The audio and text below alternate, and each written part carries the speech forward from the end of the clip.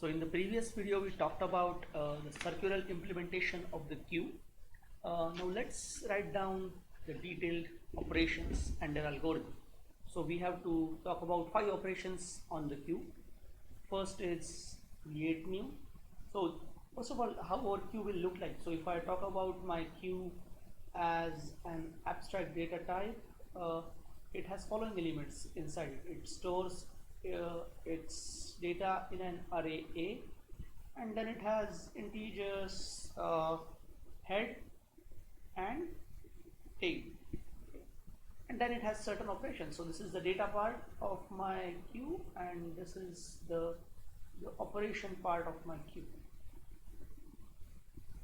So when I do create new on my circular queue, I need to know what is the capacity that I should have.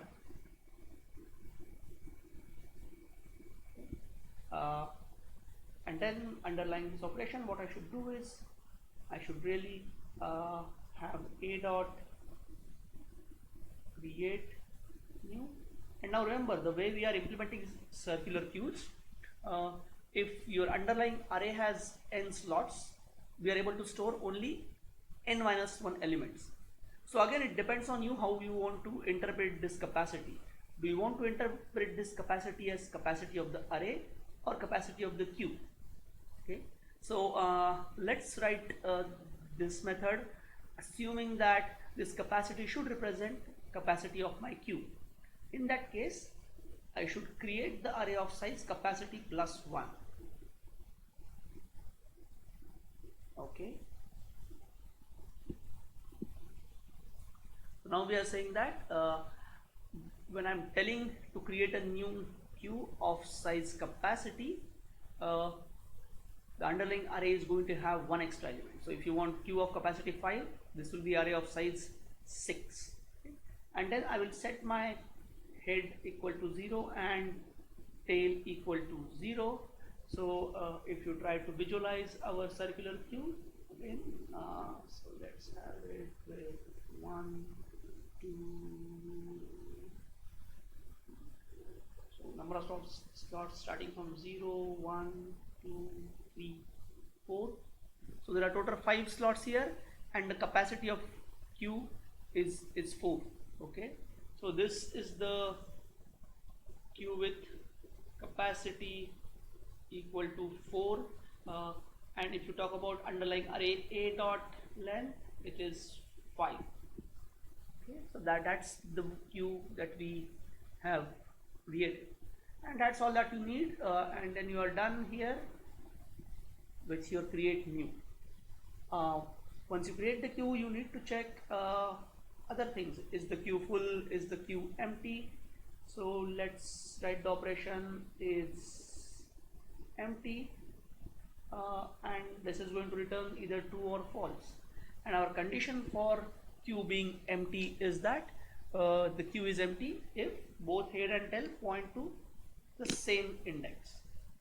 So now currently this is where my head is at the beginning, and this is where my tail is at the beginning.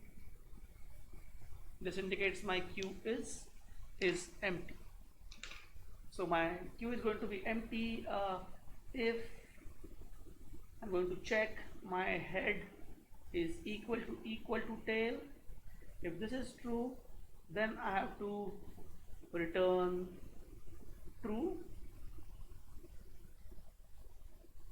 Otherwise I have to return the false.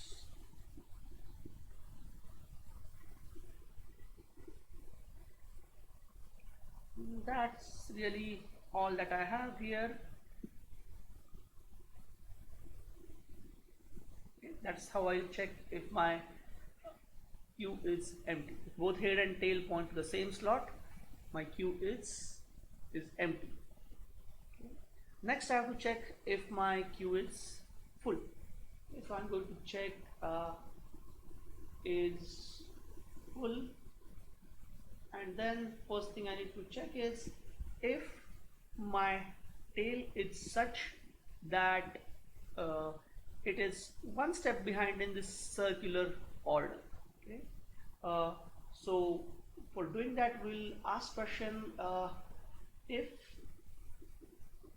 my head is equal to take the value of tail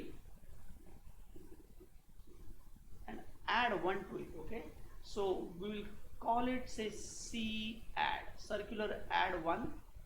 Okay, this function. So we have tried this function as well, but if that is true, then I should return true.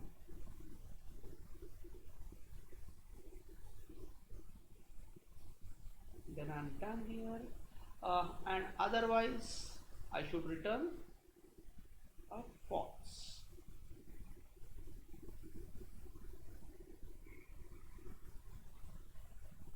And then I'm done with my else part, and then I'm done with my whole function. Okay, so this C add, circular add function, what it should do.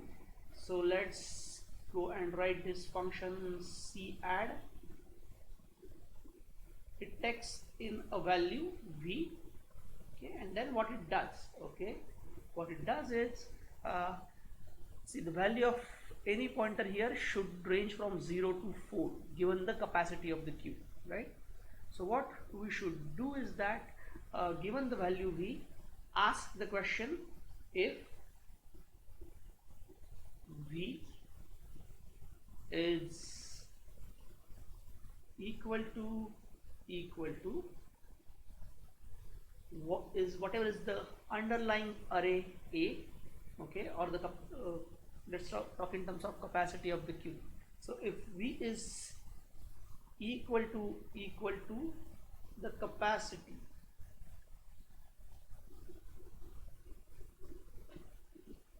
of the queue that we are talking about, if v is equal to capacity, in that case what should we do? We have reached the final point, right? In that case, what we should do is we should return 0.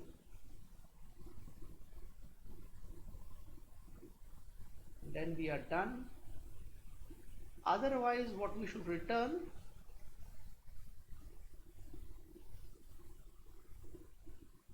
is v plus 1.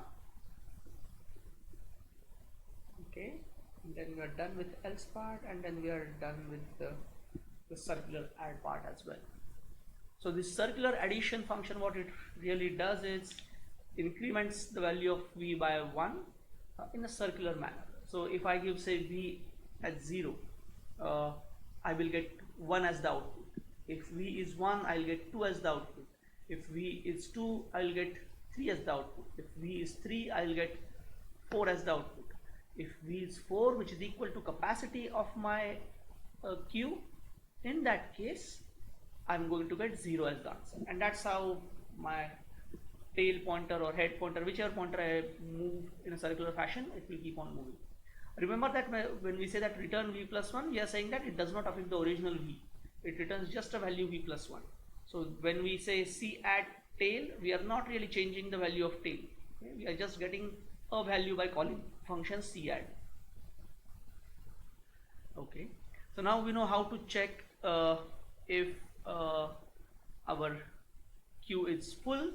Now let's write down the functions for add and delete. So I'm going to have function add, and it will take in a value v, that I'm going to enqueue. So before adding, I should check if my queue is full. So I should call function full. So if is full, I call this function. If it returns true, in that case, what should I do? I should return an error message. Okay, so I should return error, and then I'm done. I'll be leaving the program with the return statement. And if queue is not full, in that case, what I should do is I should look at the tail pointer, store the value at that index. So in that case, what I should do is I should look at the underlying array A, and I should access the element at index tail, and at that place I should store the value V, and then I should increment the value of tail in a circular manner. So what I should do is I should say that my tail is equal to C add and tail, and then I am done with this function add. Okay. And then I will have similarly the delete function. So with delete, what I need to do is first check if my queue is empty. So I'll check if is empty to be true. If that is the case, what I should be doing is I should return an error.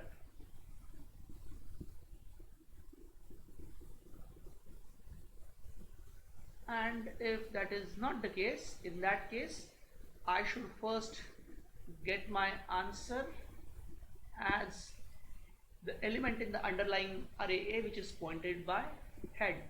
So in that case, what is going to happen is A head, and after that what I should be doing is I should be moving the head pointer in the circular fashion. So I would say that my head is equal to C add head, and then I'm done with the then I'm not done yet. I have to return my answer. So I should return my answer, and then I am done with my delete function. So if you notice, each of these functions, they take constant amount of time. Create new, it's constant amount of time. Is empty, constant amount of time. Is full, it's constant amount of time.